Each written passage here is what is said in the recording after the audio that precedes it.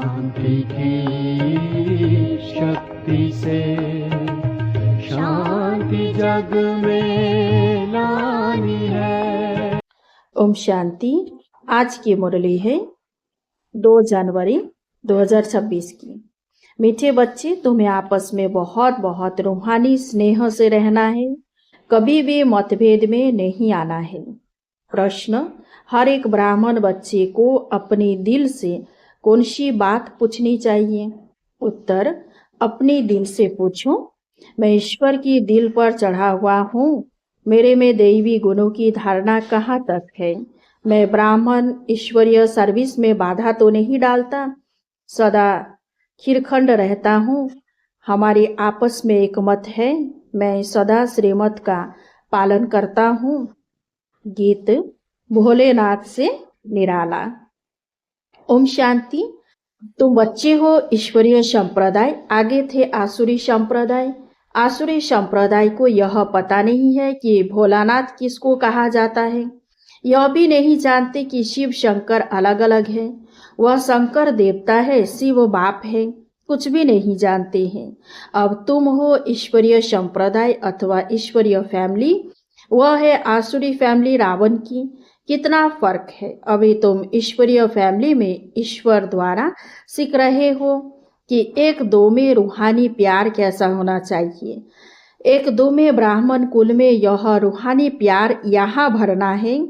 जिनका पूरा प्यार नहीं होगा तो पूरा पद भी नहीं पाएंगे। वहाँ तो है ही एक धर्म एक राज्य, आपस में कोई झगड़ा नहीं होता। यहाँ तो राजाई है नहीं। ब्राह्मणों में भी देह अभिमान होने कारण मतभेद में आ जाते हैं। ऐसे मतभेद में आने वाले सजाएं खाकर फिर पास होंगे। फिर वहाँ एक धर्म में रहते हैं तो वहाँ शांति रहती है। अब उस तरफ है आसुरी संप्रदाय व आसुरी फैमिली टाइप। यहाँ है ईश्वरीय फैमिली टाइप। भविष्य के लिए दैवी गुण धारण करना है। बाप सर्वगुण संपन्न बनाते हैं, सब तो नहीं बनते हैं। जो श्रीमत पर चलते हैं वही विजय माला का दाना बनते हैं। जो नहीं बनेंगे वह प्रजा में आ जाते हैं। वहाँ तो डीटी गवर्नमेंट है। 100% प्यूरिटी पीस प्रॉस्पेरिटी रहती है। इस ब्राह्मण कुल में अभी दैवी गुण धारण करने हैं। कोई तो अच्छी रीति दैवी गुण धारण करते दूसरों को कराते रहते हैं।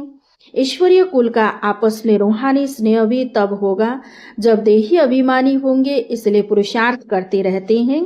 अंत में भी सबकी अवस्था एक रस एक जैसी तो नहीं हो सकती है। फिर सजाएं खाकर पद भ्रष्ट हो पड़ेंगे, कम पद पालेंगे। ब्राह्मणों में भी अगर कोई आपस में खिरखंड होकर नहीं रहते हैं, आपस में लून पानी हो रहते हैं, दैवी गुण धारण नहीं करते हैं, तो उच्च पद कैसे पा सकेंगे? लून पानी होने के कारण कहाँ ईश्वरीय सर्विस में भी बाधा डालते रहते हैं, जिसका नतीजा क्या होता है? वह इतना उच्च पद नहीं पा सकते। एक तरफ पुरुषार्थ करते हैं चिरखंड होने का, दूसरी तरफ माया लून पानी बना देती है, जिस कारण सर्विस बदले डिसर्विस करते हैं। बाप बट समझाते हैं, तुम हो ईश्वरीय फैमिली, ईश्वर के साथ रहते भी हो। कोई साथ रहते हैं, कोई दूसरे गांव में रहते हैं, परंतु हो तो इकट्ठे ना। बाप भी भारत में आते हैं।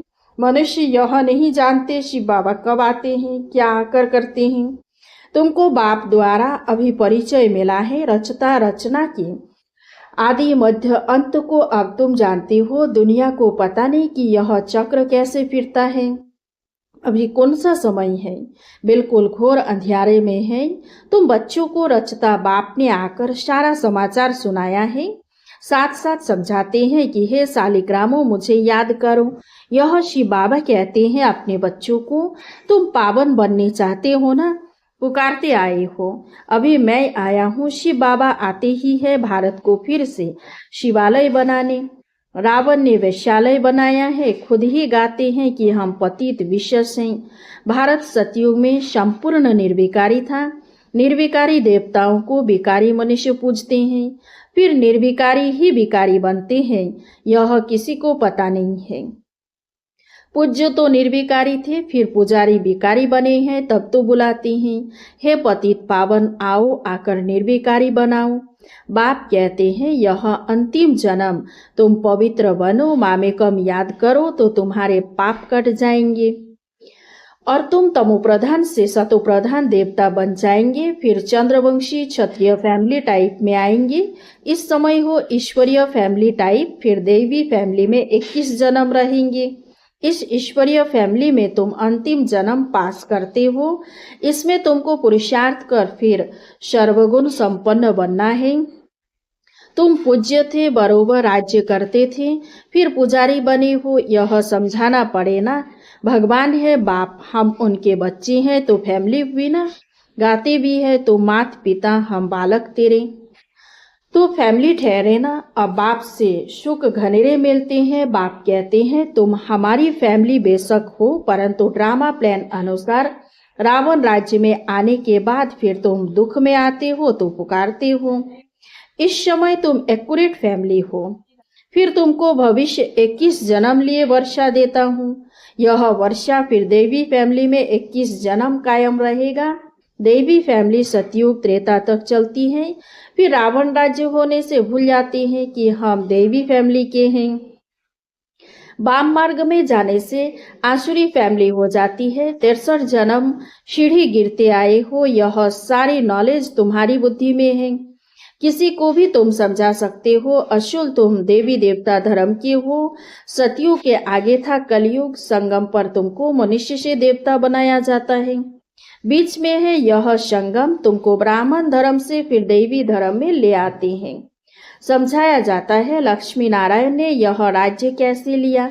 उनसे पहले आसुरी राज्य था, फिर देवी राज्य कब और कैसे हुआ। बाप कहते हैं कल्प कल्प संगम पर आकर तुमको ब्राह्मण देवता क्षत्रिय धर्म में ले आते हैं। यह है भगवान की फैमिली। सब कहते हैं गॉड फादर, परंतु बाप को न जानने के कारण निधन के बन गए हैं। इसीलिए बाप आते हैं घोर अंधियारे से सोजरा करने। अब स्वर्ग स्थापन हो रहा है।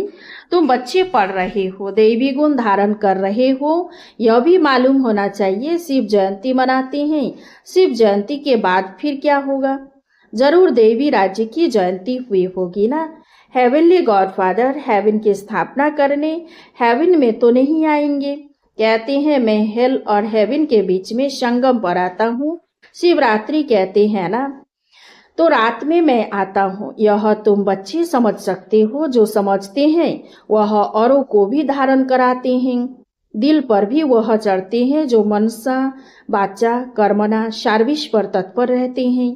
जैसी जैसी सर्विस उतना दिल पर चढ़ते हैं। कोई ऑलराउंड वर्कर्स होते हैं, सब काम सीखना चाहिए। खाना पकाना, रोटी पकाना, बर्तन मांजना, यह भी सर्विस है ना। बाप की याद है फर्स्ट। उनकी याद से ही विक्रम विनाश होते हैं। यहाँ का वर्षा मिला हुआ है, वहाँ सर्वगुण संपन्न रहते हैं। यथा राजा रानी तथा प्रजा, दुख की बात नहीं होती। इस समय सब नरकवासी है, सबकी उतरती कला है, फिर अभी चढ़ती कला होगी। बाप तुम सबको दुख से छुड़ाए सुख में ले जाते हैं, इसलिए बाप को लिबरेटर कहा जाता है। यहाँ तुमको नशा रहता है। हम बाप से वर्षा ले रहे हैं, लायक बन रहे हैं। लायक तो उनको कहेंगे जो औरों को राजाई पद पाने लायक बनाते हैं।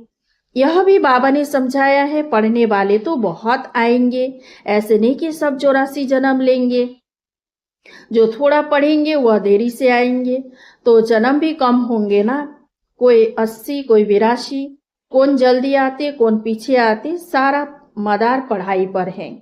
साधारण प्रजा पीछे आएगी, उन्होंने 84 जन्म हो न सके, पीछे आते रहते हैं। जो बिल्कुल लास्ट में होगा वह त्रेता अंत में आकर जन्म लेगा। फिर वाम मार्ग में जाते हैं, उतरना शुरू हो जाता है। भारतवासियों ने कैसे 84 जन्म लिए हैं, उनकी यह सीढ़ी है, यह गोला है ड्रामा के रूप में। जो पावन थे वही अब पतित बने हैं, फिर पावन देवता बनते हैं।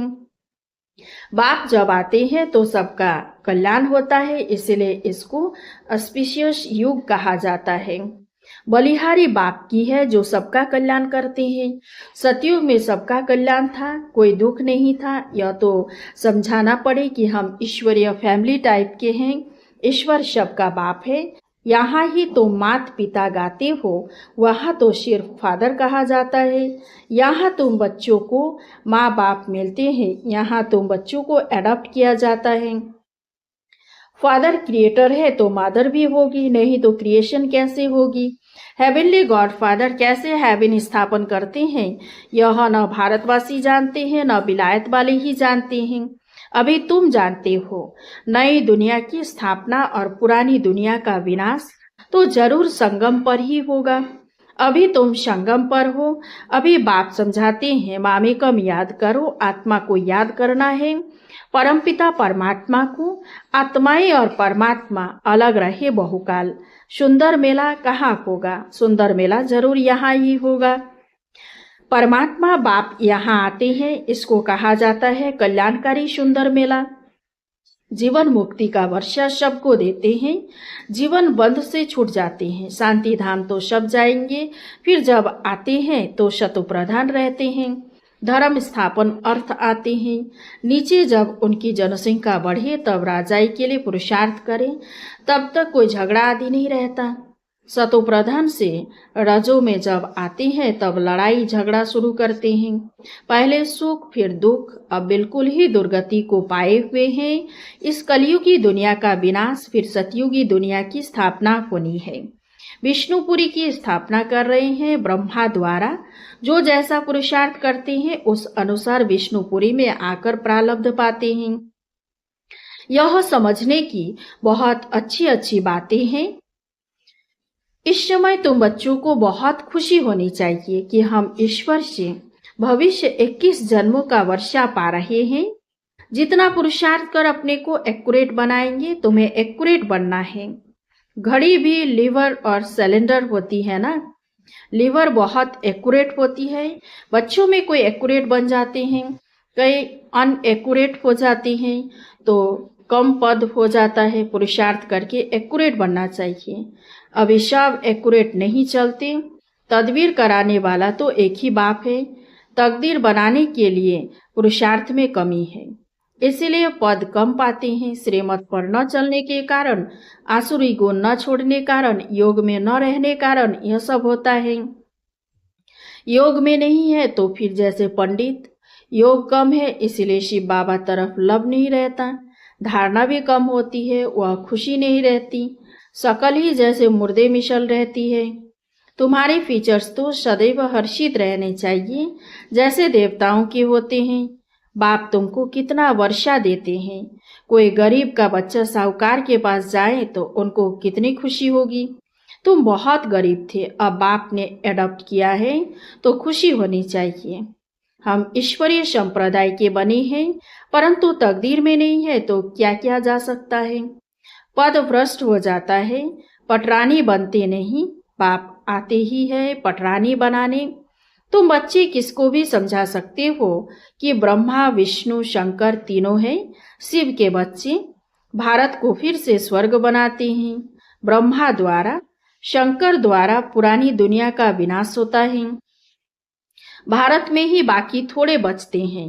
प्रलय तो होती नहीं, परंतु बहुत खलास हो जाते हैं, तो जैसे कि प्रलय हो जाती है। रात दिन का फर्क पड़ जाता है। वह सब मुक्तिधाम में चले जाएंगे। यह पतित पावन बाप का ही काम है।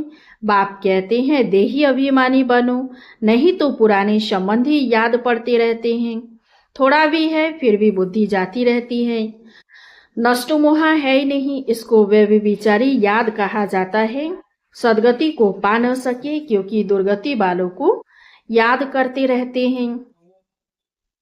अच्छा, मीठे मीठे सिकिलधे बच्चों प्रति माता पिता बाप दादा का याद प्यार और गुड मॉर्निंग। रूहानी बाप की रूहानी बच्चों को नमस्ते। हम रूहानी बच्चों की रूहानी बाप दादा को याद प्यार गुड मॉर्निंग, नमस्ते नमस्ते नमस्ते। धारणा के लिए मुख्य सार। 1 नंबर, बाप दादा की दिल पर चढ़ने के लिए मनसा वाचा कर्मना सेवा करनी है। एक्यूरेट और ऑलराउंडर बनना है। 2 नंबर, ऐसा देही अभिमानी बनना है जो कोई भी पुराने संबंधी याद न आए। आपस में बहुत बहुत रूहानी प्यार से रहना है, लून पानी नहीं होना है। वरदान, विश्व परिवर्तन के श्रेष्ठ कार्य में अपने अंगुली देने वाले महान स्वनिर्माण भव। जैसे कोई स्थूल चीज बनाते हैं तो उसमें सब चीजें डालते हैं। कोई साधारण मिठाई या नमक भी कम हो तो बढ़िया चीज भी खाने योग्य नहीं बन सकती। ऐसे ही विश्व परिवर्तन के इस श्रेष्ठ कार्य के लिए हर एक रत्न की आवश्यकता है। सबकी अंगुली चाहिए। सब अपनी अपनी रीति से बहुत बहुत आवश्यक श्रेष्ठ महारथी है। इसलिए अपने कार्य की श्रेष्ठता के मूल्य को जानो। सब महान आत्माएं हो, लेकिन जितने महान हो उतने निर्माण भी बनो। स्लोगन, अपनी नेचर को इजी यानी सरल बनाओ तो सब कार्य इजी हो जाएंगे। अव्यक्ति सारी, इस अव्यक्ति मास में बंधन मुक्त रह जीवन मुक्त स्थिति का अनुभव करो। जीवन में रहते समय नाजुक होते, परिस्थितियां, समस्याएं, वायुमंडल डबल दूषित होते हुए भी उसके प्रभाव से मुक्त, जीवन में रहते इन सर्व भिन्न भिन्न बंधनों से मुक्त रहना है। एक भी सूक्ष्म बंधन नहीं हो, ऐसा हर एक ब्राह्मण बच्चे को बंधन मुक्त जीवन मुक्त बनना है। संगम युग पर ही इस जीवन मुक्त स्थिति की प्रारब्ध का अनुभव करना है। अच्छा, ओम शांति। इस चैनल को सब्सक्राइब कीजिए, लाइक कीजिए, कमेंट कीजिए और शेयर कीजिए। शांति की शक्ति से शांति जग में लानी है।